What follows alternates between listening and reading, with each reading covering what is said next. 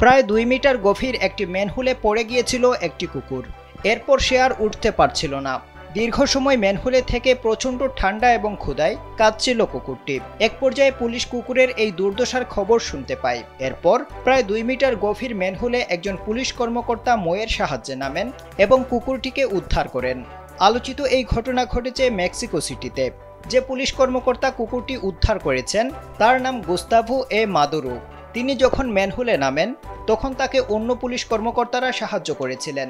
কুকুরটিকে উদ্ধার করার পর প্রথমেই তাকে খাবার, পানি এবং একটি কম্বল দেওয়া হয়, কারণ প্রচণ্ড ঠান্ডা এবং ক্ষুধায় কাঁপছিল সে। উদ্ধার করার পর এক যুবক পুলিশ কর্মকর্তাদের কাছ থেকে কুকুরটি দত্তক নিতে চেয়েছেন। ম্যানহোলে নেমে অবুঝ প্রাণীটিকে উদ্ধার করায় ওই পুলিশ কর্মকর্তার প্রশংসা করেছেন নেটিজেনরা।